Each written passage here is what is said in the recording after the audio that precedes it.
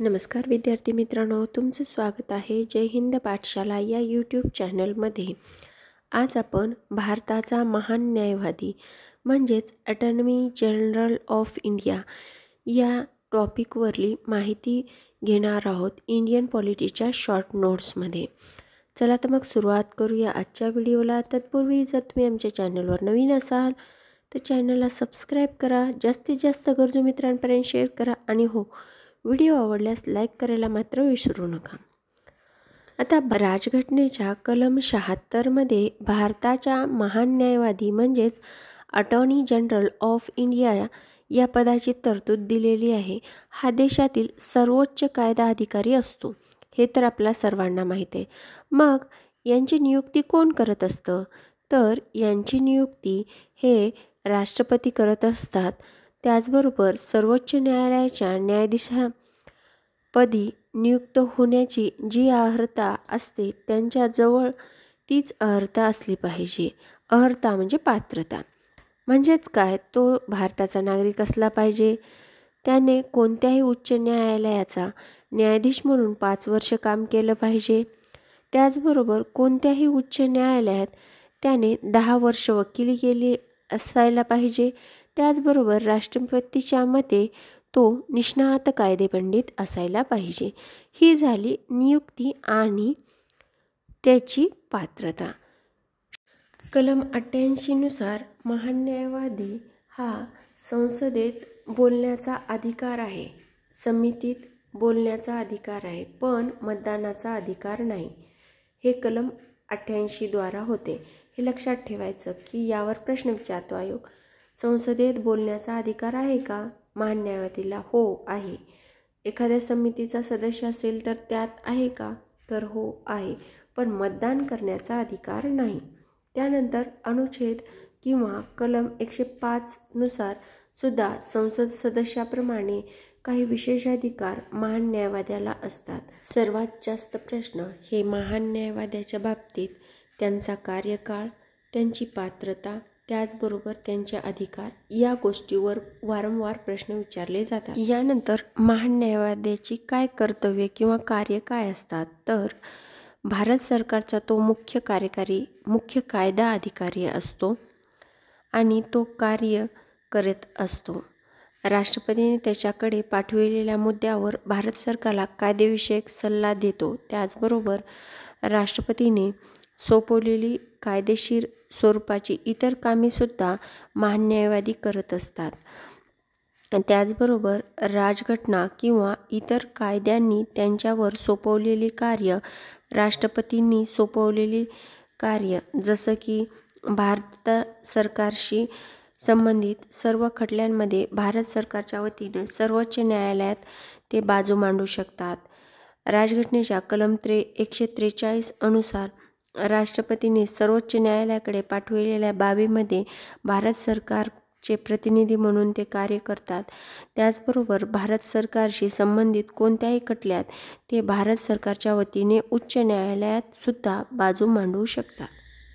तर महान न्यायवादी हे केंद्र सरकारला सल्ला देऊ शकतात। त्याचबरोबर ते केंद्र सरकारने सांगितलेल्या प्रकरणामध्ये हजर राहतात न्यायालयात आणि सर्वोच्च न्यायालयात व उच्च न्यायालयात सरकारची बाजू मांडू शकतात। त्याचबरोबर सरकारच्या मागणीनुसार इतर कोणत्याही कायद्यानुसार किंवा कायदेशीर कामात ते मदत करत असतात।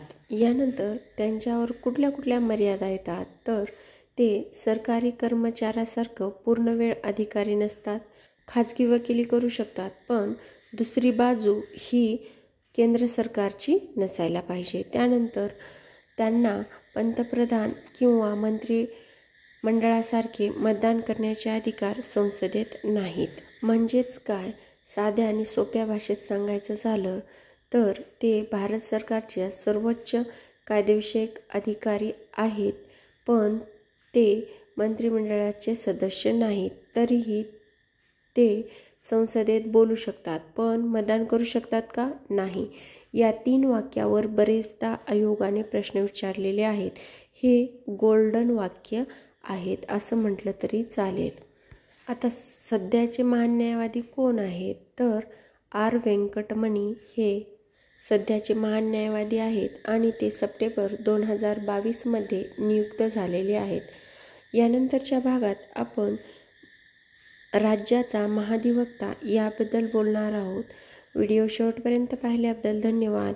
आणि हो, व्हिडिओ आवडल्यास लाईक करा, चॅनलला सबस्क्राईब करा, जास्तीत जास्त गरजू मित्रांपर्यंत शेअर करा. आणि हो, जे काही तुमचे विचार कमेंट्सद्वारे मला सांगत चला आणि कुठल्या विषयाच्या नोट्स पाहिजेत ते पण सांगत चला. 65मध्ये तरतूद केलेली आहे. हा राज्यातील सर्वोच्च कायदा अधिकारी असतो. त्याचबरोबर केंद्र स्तरावर महान न्यायवाद्यास जे स्थान असते ते स्थान राज्य स्तरावर महाधिवक्त्यास असते. हे आपल्याला माहीतच आहे. राज्यपाल महाधिवक्त्याची नियुक्ती करतात. त्याचबरोबर उच्च न्यायालयाची जी पात्रता असते न्यायाधीश बनण्यासाठी तीच पात्रता महाधिवक्ता बनण्यासाठी लागत असते. म्हणजेच तो भारतीय नागरिक असावा व त्याने किमान 10 वर्ष वकिलीचा अनुभव किंवा न्यायाधीश म्हणून काम केलेले असावे. यावर आयोग प्रश्न विचारतो, म्हणून या 3 पॉईंट लक्षातच ठेवायचे.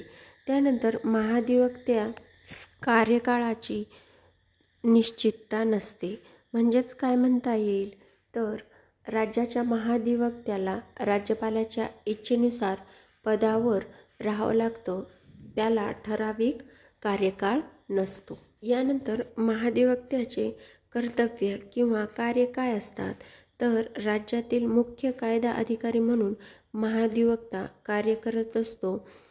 राज्यपालाने त्यांच्याकडे पाठविलेल्या मुद्द्यांवर राज्य सरकारला कायदेविषयक सल्ला देत असतो. त्याचबरोबर राज्याने सोपविलेले कायदेविषयक स्वरूपातील कामे सर्व ते करीत असतात. त्याचबरोबर राज्यघटना किंवा इतर कायद्यातील त्यांच्यावर सोपवलेली कार्य ते करत असतात. अधिकृतरित्या कामे पार पाडण्यासाठी राज्यातील सर्व न्याय यामध्ये बाजू मांडण्याचा महाधिवक्त्याला अधिकार आहे.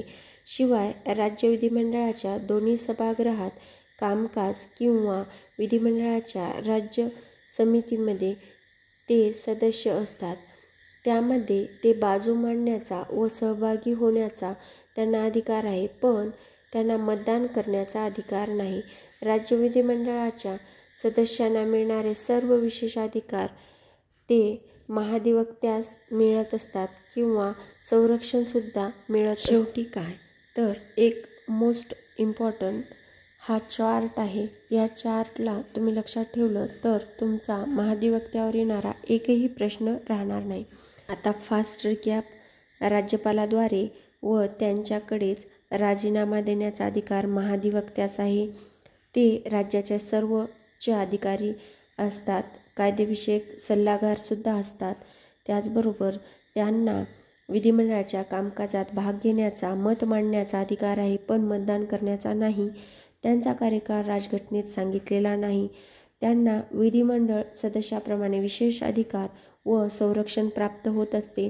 उच्च न्यायालयाच्या न्यायाधीश म्हणून नियुक्त होण्यासाठी जी पात्रता लागते तीच त्यांच्याजवळ असणे आवश्यक असते. त्याचबरोबर कलम 177 हे राज्य विधिमंडळाची सभागृहे व समिती या संदर्भातील राज्यांच्या महाधिवक्त्याच्या अधिकाराशी संबंधित आहे. ह्या सर्व गोष्टी लक्षात ठेवल्या की तुमचा हा टॉपिक एकदम ओके. शेवटी जाण्या अगोदर एकदा चॅनलला सबस्क्राईब करा केलं नसेल तर. जास्तीत जास्त गरजू मित्रांपर्यंत शेअर करा. आणि हो, व्हिडिओ आवडल्यास लाईक करायला मात्र विसरू नका. तुमचे विचार कमेंटद्वारे मला कळवत राहा, म्हणजे मला त्यातून प्रेरणा भेटत राहील.